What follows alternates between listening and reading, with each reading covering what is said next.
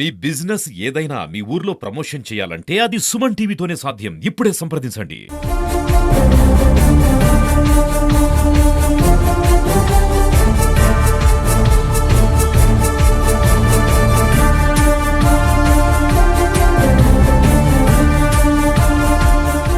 ఏపీలో మరోసారి వర్షాలు బీభత్సాలు సృష్టించబోతున్నాయి. ఇప్పటికే పలుమార్లు ఏపీలో కురిసినటువంటి వర్షాలకి చాలా ప్రాంతాలు దెబ్బతిన్నటువంటి పరిస్థితులు మనం చూసాం. అయితే ఐఎండీ మరోసారి సీరియస్ వార్న్ చేస్తోంది.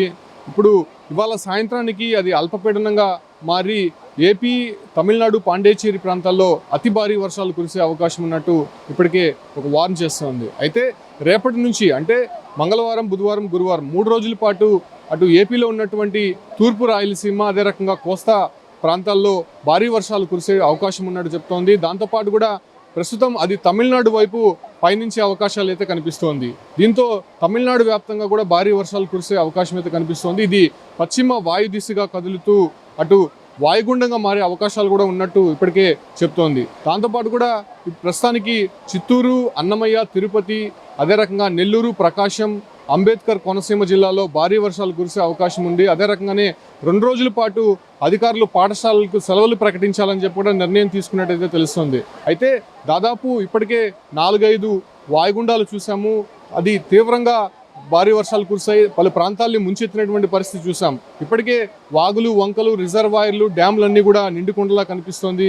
ప్రత్యేకించి తిరుమల విషయానికి వస్తే 5 డ్యాములు కూడా పూర్తిగా జలకళ సంతరించుకుంది. అయితే తిరుమలలో వెనక వైపు మనం చూస్తున్నాం. తిరుమల శేషాచల అటవీ ప్రాంతం నుంచి జాలువారేటువంటి కపిలతీర్థం జలపాతం కూడా ఉధృతంగా ప్రవహిస్తోంది. ఇప్పటికే భక్తులను కూడా ఎవరిని కూడా లోపలికి పంపించినటువంటి పరిస్థితులు మనం చూసాం. అయితే రాబోయేటువంటి మరో 2 రోజుల పాటు అతి భారీ వర్షాలు ఉన్నట్టు తిరుపతికి సీరియస్ వార్న్ చేస్తోంది. కాబట్టి తిరుపతి ప్రజలు మరోసారి అలర్ట్గా ఉండాల్సినటువంటి అవసరం ఉంది.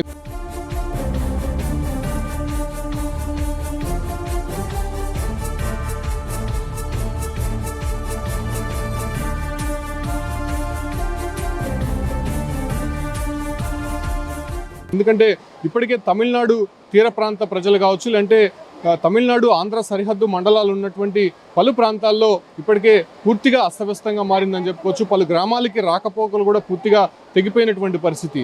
అయితే డ్యాములు, చెరువులు నిండి కూడా అటు లోతట్టు ప్రాంతాలు ఏవైతే ఉన్నాయో ఆ ప్రాంతాలంతా కూడా పూర్తిగా ముంచినటువంటి నేపథ్యంలోనే అటుగా ముందస్తు జాగ్రత్తల్లో భాగంగా అటు సీఎం కూడా కలెక్టర్లకి పలు ఆదేశాలు అయితే జారీ చేసినటువంటి పరిస్థితి. అక్కడ ఉన్నటువంటి అధికారులు కూడా అలర్ట్ చేశారు. ముఖ్యంగా అక్కడ ఉన్నటువంటి విద్యుత్ శాఖ కావచ్చు, లేదంటే ఇరిగేషన్ అధికారులకు సంబంధించి, లేదంటే అత్యవసర విభాగానికి సంబంధించి కూడా ఇప్పటికే కొంత అలర్ట్స్ అనేది జారీ చేశారు. ముఖ్యంగా రాబోయేటువంటి 2 రోజులు మాత్రం అతి భారీ వర్షాలు కురిసే అవకాశం ఉన్నట్టు అటు వాతావరణ శాఖ హెచ్చరిస్తోంది. కాబట్టి ఆ రకమైనటువంటి సిచ్యువేషన్స్ ముందుగా మానిటరింగ్ చేసి జాగ్రత్తలు పాటించాలని చెప్పి చెప్తున్నారు. ముఖ్యంగా పాఠశాలలు వెళ్ళేటువంటి విద్యార్థులు కావచ్చు. ముఖ్యంగా ఇటీవల మనం చూసాం చలి తీవ్రత విపరీతంగా పెరిగిపోయింది.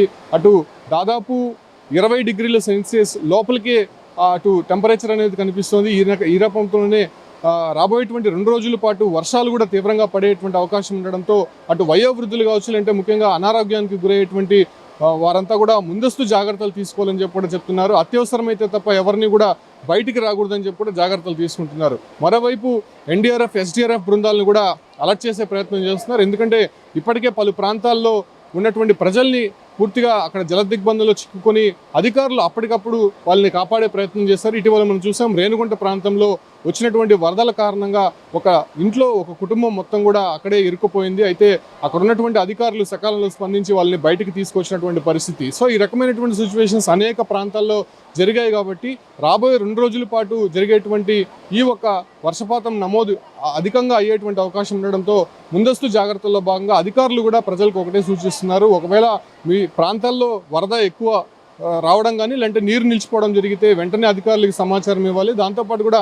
పునరావాస కేంద్రాలకి తరలించే ప్రయత్నం అయితే చేయబోతున్నాం అనేటువంటి ముందస్తు హెచ్చరికల నేపథ్యంలోనే అటు ప్రజలు కూడా కొంత అలర్ట్గా ఉండాలని చెప్తున్నారు. రాబోయేటువంటి 2 రోజులు అంటే మంగళవారం, బుధవారం, గురువారం 3 రోజుల పాటు కూడా భారీ వర్షాలు కురిసేటువంటి అవకాశం ఉంటుంది. అదే రకంగానే ఏదైతే రాయలసీమ ప్రాంతాన్ని కావచ్చు, అంటే కోస్తా ప్రాంతంలో ఈ ఒక వర్షపాతం ఎక్కువగా నమోదయ్యేటువంటి అవకాశం ఉండడంతో ఆ రకంగా జాగ్రత్తలు తీసుకోవాలని చెప్పి కూడా ఇప్పటికే ఐఎండీ నుంచి వస్తున్నటువంటి హెచ్చరికగా చెప్పొచ్చు.